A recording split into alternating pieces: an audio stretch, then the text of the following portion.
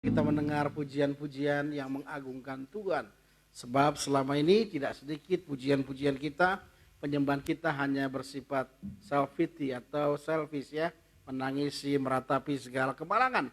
Namun pujian malam hari ini adalah sebuah kedewasaan iman bahwa kita rindu diuji oleh Tuhan ya. Hari ini juga saya senang karena pemain keyboard kita Eki ya, kembali ke habitatnya. Setelah sekian lama harus pegang kamera terus ya. Dan kita bersyukur anak-anak muda yang luar biasa melayani kita. Nah, malam hari ini bersama dengan Pak Pendeta Andreas. Selamat malam Pak Andreas. Ini bisa menyapa Kolors di rumah. Salam Kolor dimanapun berada dan selamat malam. Ya, malam hari ini sebagaimana tema yang sudah dibagikan di flyer di FB kita berbicara tentang silent is golden, diam itu emas. Nah, secara secara edukatif, secara edukasi, apa sih yang sebenarnya dimaksud dengan diam itu emas Pak Andreas, sehingga Pak Andreas mengangkat kalimat ini menjadi tema sentral malam kita hari ini? Ya, kalau kita telik dari awalnya manusia diciptakan itu, kita manusia diciptakan makhluk yang paling sempurna. Salah satunya ciri adalah mempunyai hikmat akal budi. Yang artinya karena manusia punya hikmat akal budi yang tidak dimiliki oleh makhluk yang lain, maka manusia diciptakan tidak seperti robot. Harus aktif, harus reaktif, harus selalu action. Cuman kadang-kadang kalimat ini mungkin orang sedikit salah kaprah. Walaupun kita selalu aktif, reaktif, dan selalu action, dalam situasi tertentu tidak harus begitu. Jadi suatu saat manusia itu kita memang diciptakan tidak seperti robot, harus berpikir, harus bergerak, tapi suatu saat harus mungkin bertindak sebaliknya. Sesuai dengan firman Tuhan, saya akan membaca satu ayat saja, Amsal 22.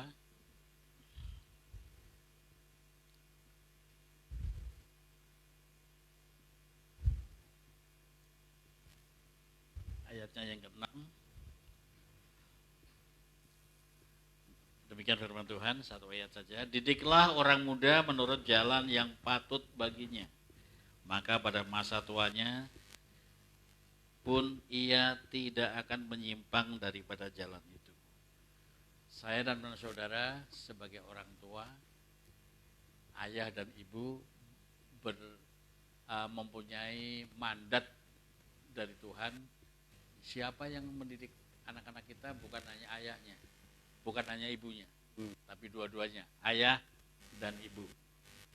Tidak boleh saling melepas tanggung jawab, walaupun tadi siang sempat disinggung sedikit oleh Bapak Gembala, yang paling banyak di rumah adalah ibu rumah tangga. Sehingga karena capek biasanya capek yang tinggi itu emosi yang tinggi, banyak konslet antara anak dengan orang tua, dengan mamahnya. Tapi seorang ayah pun berhak mendidik.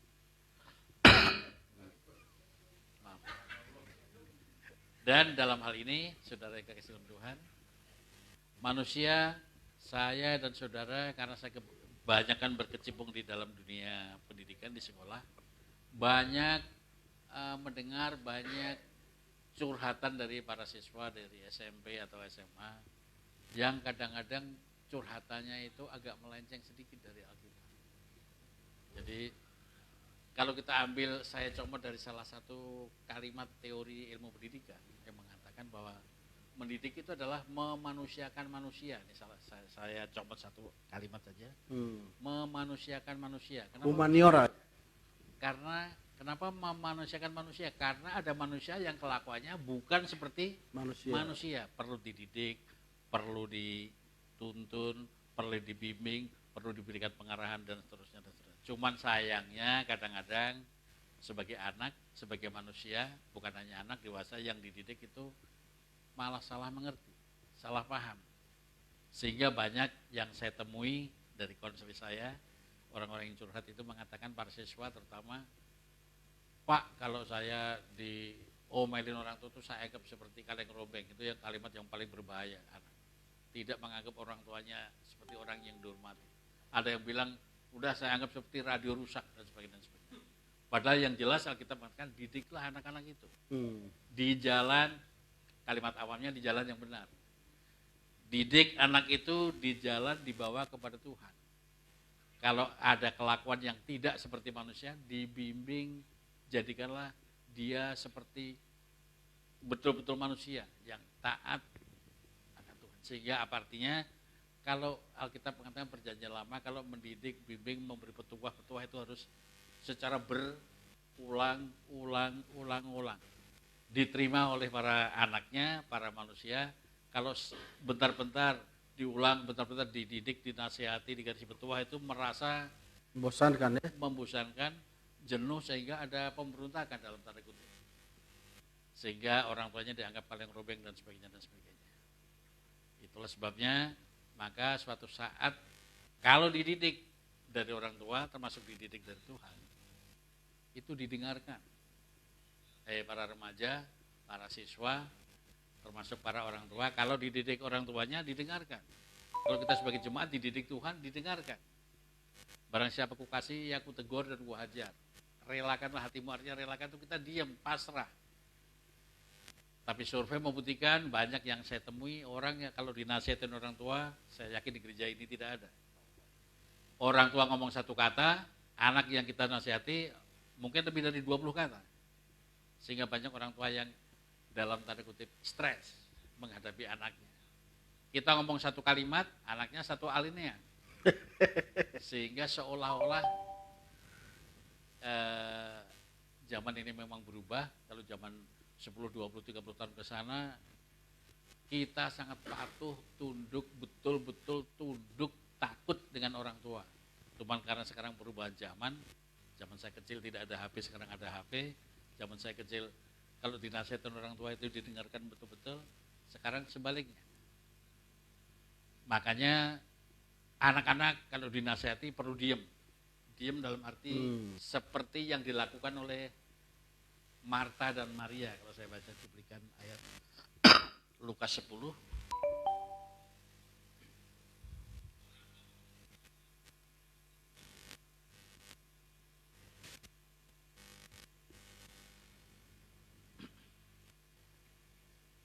Ayat 38 mulai.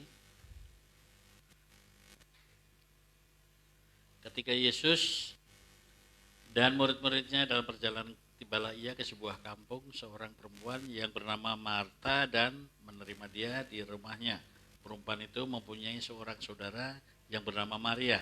Maria ini duduk dekat kaki Tuhan dan terus mendengarkan perkataannya. Ada dua bersaudara, Marta dan Maria. Yang satu duduk bersimpuh mendengarkan nasihat Tuhan, yang satu sibuk dengan actionnya sehingga Maria ini diprotes. Dalam hal arti duduk, marilah kita mencomot ini. Duduk, diam, bersimpuh itu artinya mendengarkan nasihat Tuhan. Saya yakin kenapa dia duduk itu mendengarkan. Kenapa dia duduk itu diam untuk introspeksi diri dari kalimat-kalimat cernaan dari Tuhan Yesus. Dia duduk mendengarkan untuk merenungkan petuah-petuah dari Tuhan Yesus. Jadi marilah kita duduk diam di bawah kaki Tuhan, duduk diam menghadapi nasihat orang tua untuk mencerna, untuk introspeksi diri kita, untuk menelan apa yang menjadi pedoman, apa yang menjadi nasihat orang tua.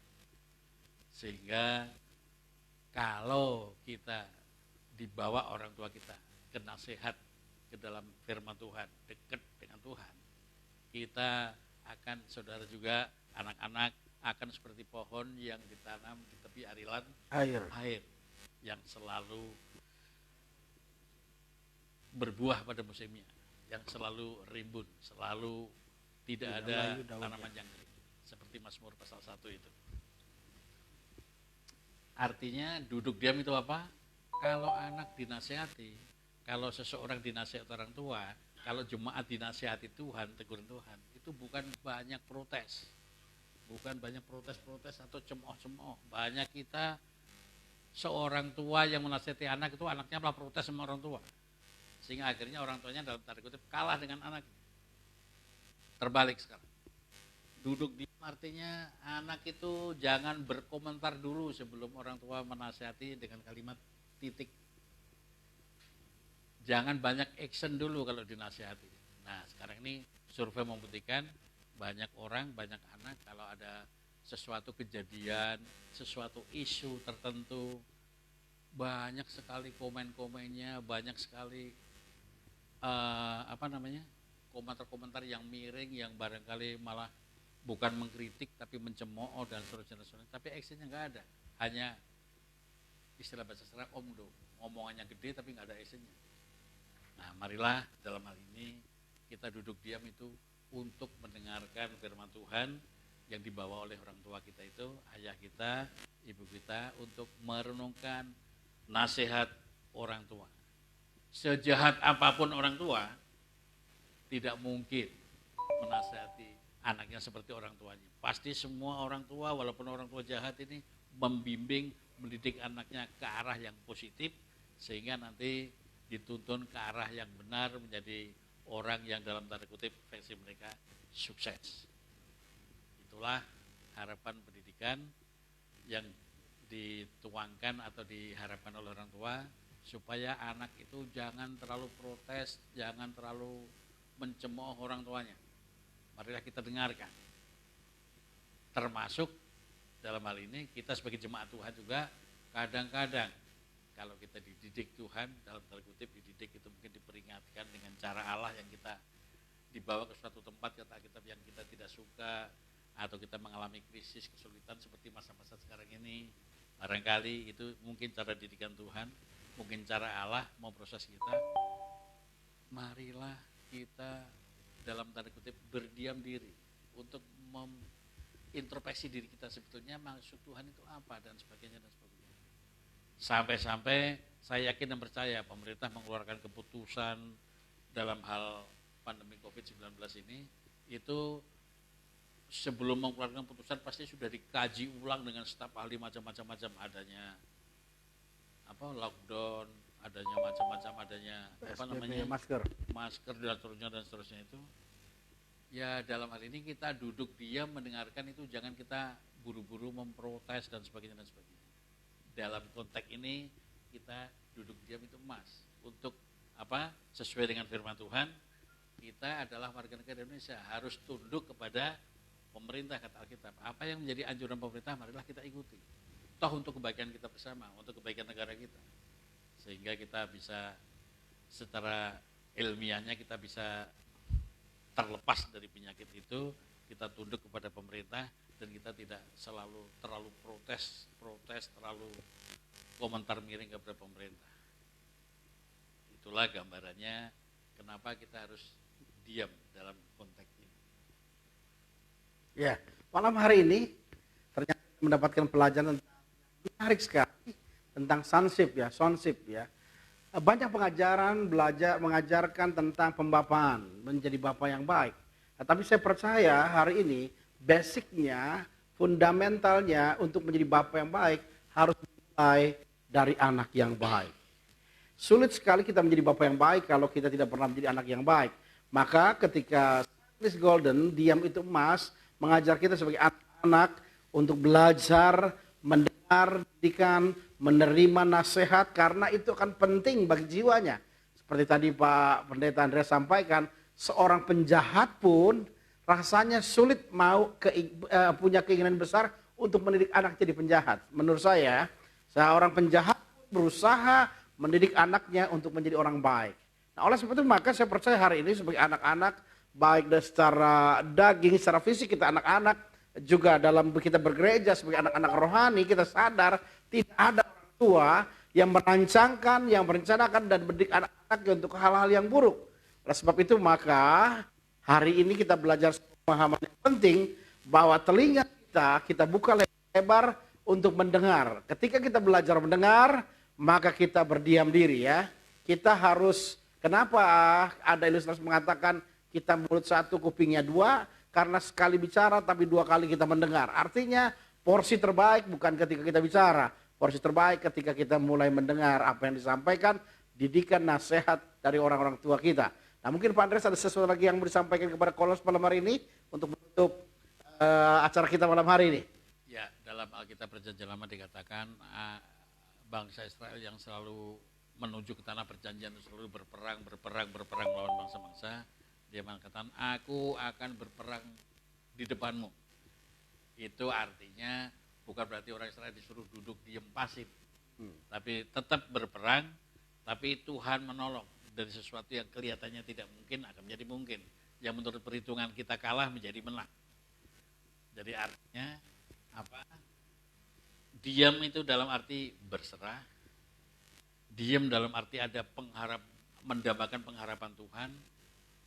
Diam dalam arti kata kita tidak mengandalkan kemampuan kita sendiri, tapi kita selalu berharap bersandar sepenuhnya kepada Tuhan.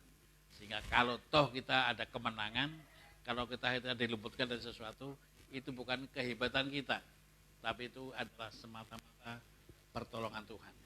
Saya akan menutup dengan Efesus 6 ayat 4.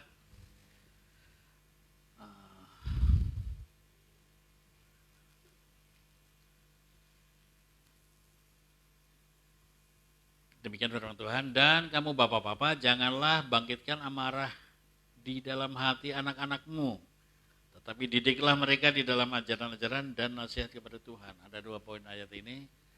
Jadi kita sebagai orang tua, marilah kita jangan sewenang-wenang membuat amarah anak kita. Anak kita udah susah dikontrol, dalam bahasa awamnya, sudah dinasihati susah, protes sama kita selalu membuat menyakiti hati anak-anak kita. Dan yang kedua, kita harus mendidik, memanusiakan manusia, anak-anak kita itu dibawa kepada Tuhan, itu intinya. Jadi mendidiknya bukan kita seperti kita. Bagaimana kalau orang tuanya pencoleng, nanti dididik seperti pencoleng. Dididik paling bagus dibawa kepada Tuhan. Supaya di dalam Tuhan pasti ada kemenangan.